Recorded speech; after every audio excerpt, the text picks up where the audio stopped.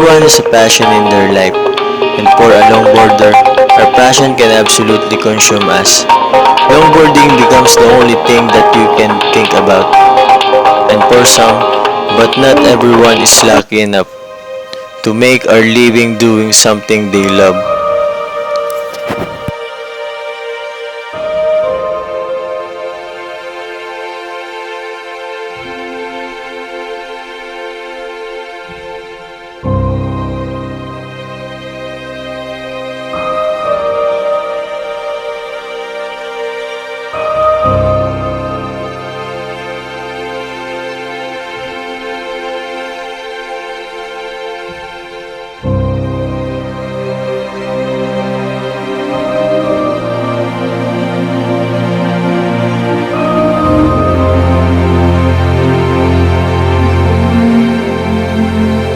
The rest of us still have to get up every day and go to school to support ourselves for the dreams that we have. Nothing in this life that's worth while comes easy. There are loose days, your brother calling sick. Just go skating, the responsibility kicks in, and the punning games after waiting till later. Whether it's a coffee school or something you do just to get by, we're inputting the time that we need.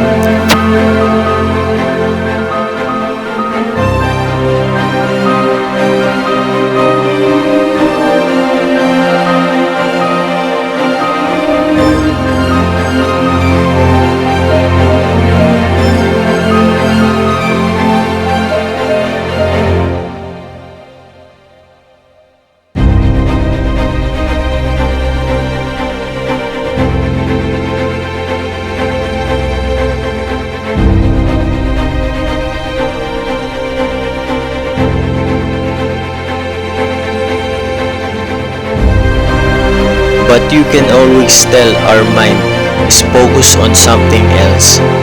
And you can always catch this daydream in the day away. So I'm all done with work. There is no better feeling than grabbing our board, hitting the streets, and letting that day melt away right behind you and piece of the moments that make it all the worthwhile riding.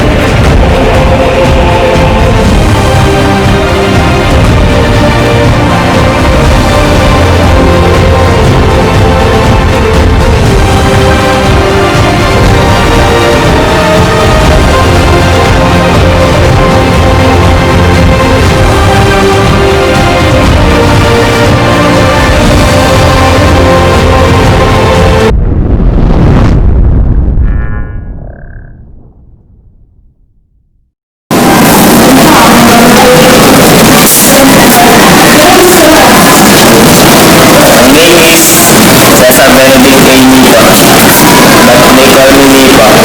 People are know my name because of my unique style. I tell them that if you do things, just keep it real.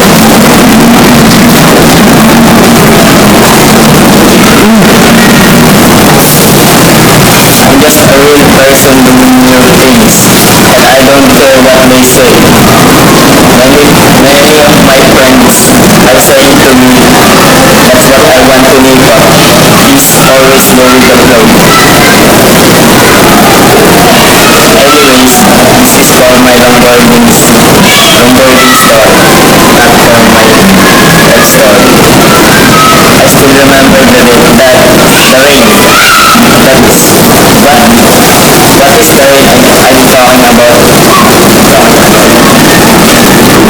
Later I will tell you that. So, being a skater or a longboarder is not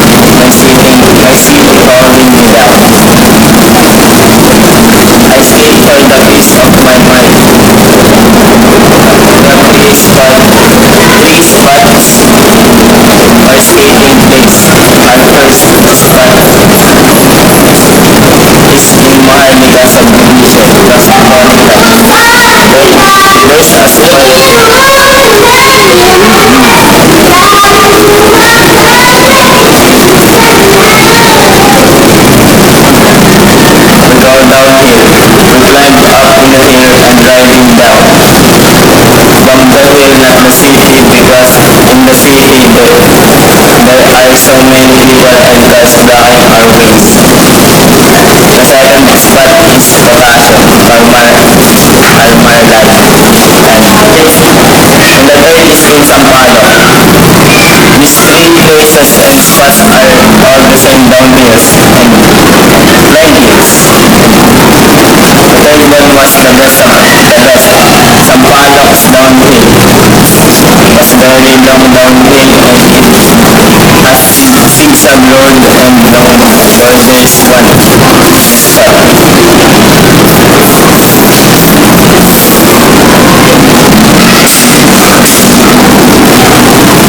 This part was perfect because its surface people don't know that being a skater, so it's not. This is the stress reliever for us. But this is a sport, extreme sports. There's a competition.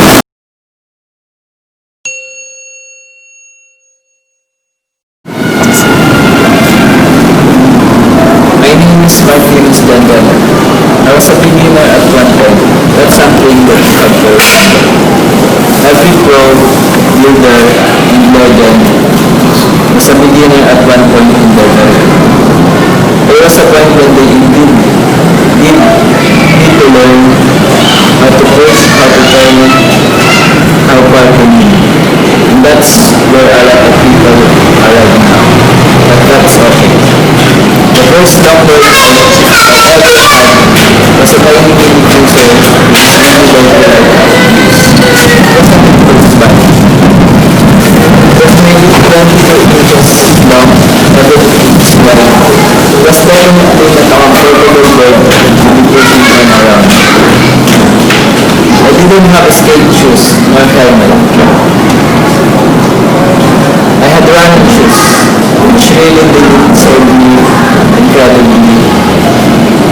Well, that's not what I did. I learned a lot on striking table. I learned to push, how to kick rail.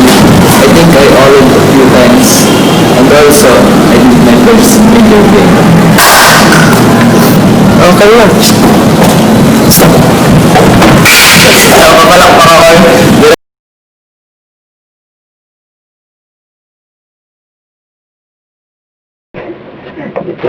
Yeah, you know what it is. Black and yellow, black and yellow, black and yellow, black and yellow. Yeah, you know what it is. Black and yellow, black and yellow, black and yellow, black and yellow.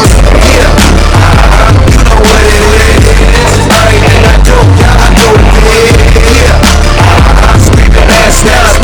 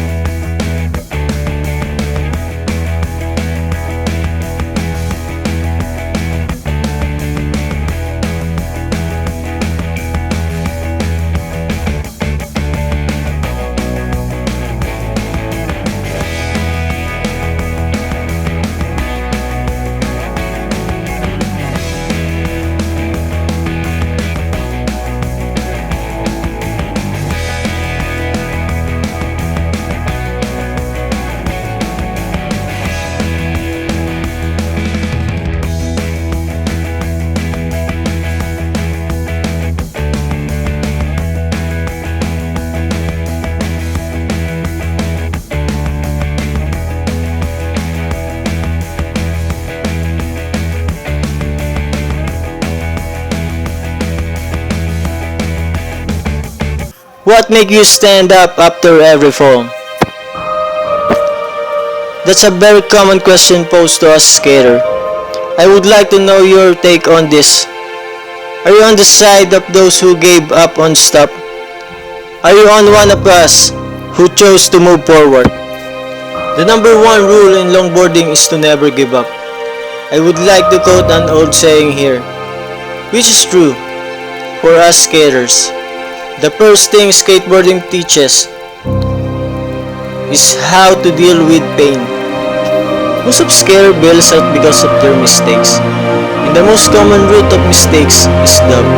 We dub our abilities to successfully pull up a stunt. You can just do a trick in midair, then suddenly back out.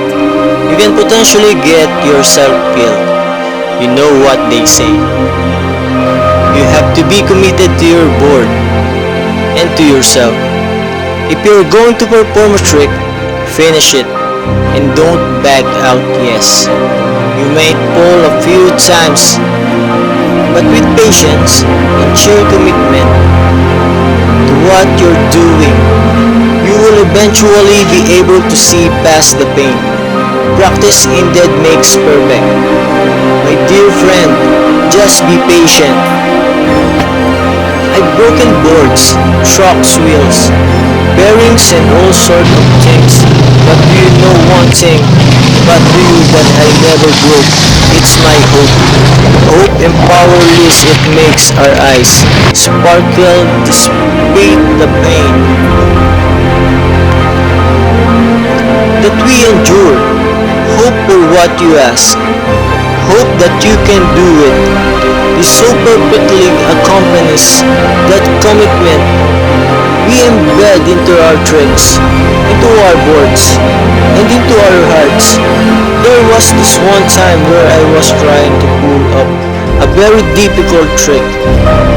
Several days passed, and I couldn't do it right.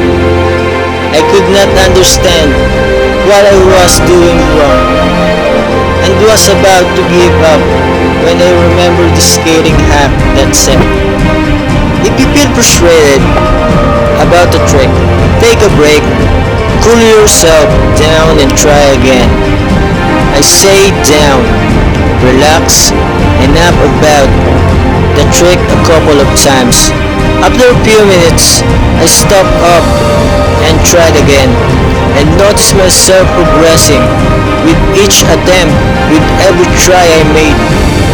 I could see myself getting another step closer to a proper landing, and then bingo! I landed it perfectly. I was so happy to have finally nailed the trick, and then I asked myself, now what? What am I going to do now that I've landed it?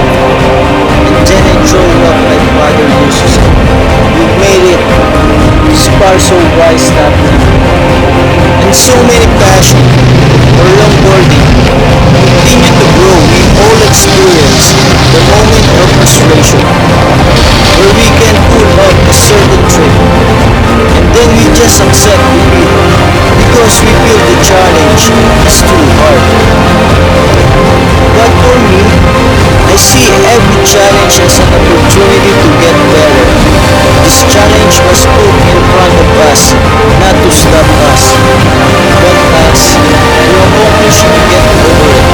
We have this feelings of boost every time we want to try out a new trick, and once we are able to land it nicely, we feel even more motivated and perform other, more advanced tricks.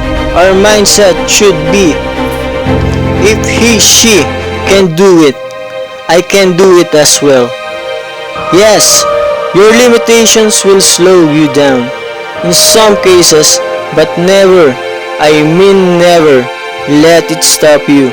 I have bunch of quotes in store for you, but maybe what really suits this matter is this one. When you think about stopping, remember why you started, which is great motivation for us never to give up. Longboarding wasn't invented for only one person, but for all of us. We are all capable doing tricks and performing stunts. I will just have to believe. I've thought about quitting longboarding a lot of times now because I thought I would get stuck in the process because of my chubby body, but no, I stepped up, practiced harder, and finally adapted to these tricks despite my body mass, which really makes me proud of myself. Like what I said earlier, Never let your limitations stop you. Remember that every time you doubt yourself, another path that makes you fail a trick is fear. Fear of getting hurt. Let's accept the fact this fear adds up to our bill rate whenever I get scared. I tell myself, man up Kenneth, don't be scared, you can do this. And yes, it helps me out quit. A bit you should try to so. Change your mindset and be confident whatever you challenge. Maybe big risk, make big process. Don't ever forget that. Question. Because longboarding, skateboarding is not just a sports, but also a journey of ups and downs, of victory and sorrow, of fulfillment and pain. What makes me feel alive? So what's the next step?